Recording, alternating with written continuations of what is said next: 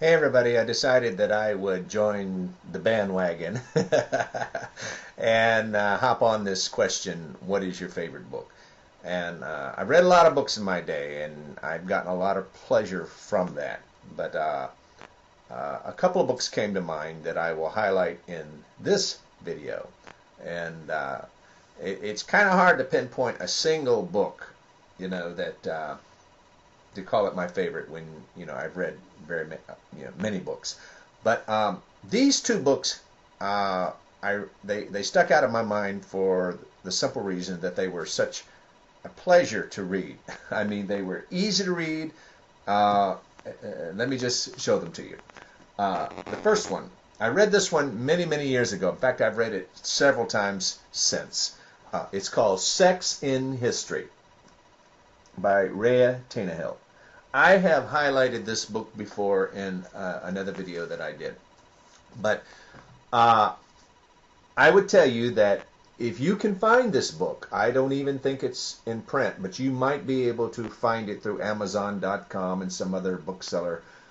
It would be, I think, a valuable addition to your library. I think you would enjoy having it. I think it would be well worth your time to read. I think I'm pronouncing her name right. Rhea, I'm not sure. To my knowledge, she's only written two books. The other one called, wouldn't you know it, Food in History, and it's, in my opinion, equally as delightful to read as this one. Miss Tannehill has a very keen sense of humor, a very keen sense of critique. She's able to bring lots of information together and summarize it and analyze it and criticize it and just express all that. And she has a wonderful command of language, just a very easy to read. Every page left me wanting to read more, and I will tell you that I was kind of disappointed when I read the last page and there was no more to read. Footnotes all over the place, an extensive bibliography in the back, and the copyright date, it's been around a long time. Let's see, the copyright date on this one, this edition is a 1992, so this edition has been around for a while. But if you can get a copy of it, it would be, like I said, I recommend it highly. Another book that was a pleasure for me to read from beginning to end.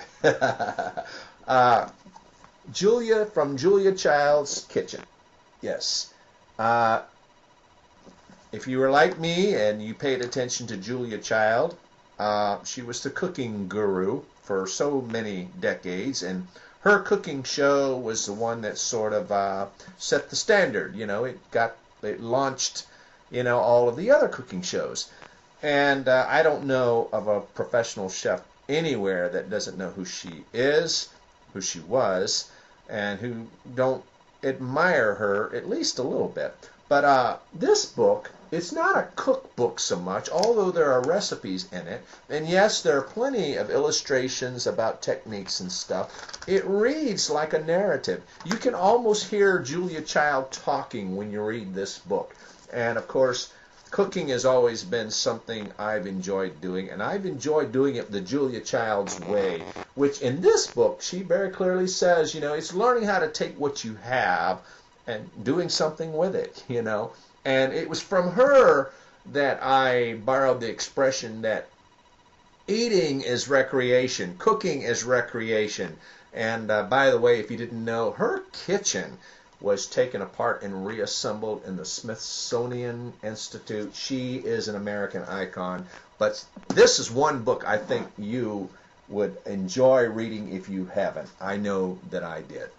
So, yes, I could talk about many other books one by one and tell you what I liked about them, what I didn't like about them, but when this question popped up, these two books came to mind, and so there I did. I shared it with you, okay? So, lately, what have been your favorite books? Jump on and contribute a video, won't you? I'm Big Bear Ron. Hope you're having a good day. Okay? Take care.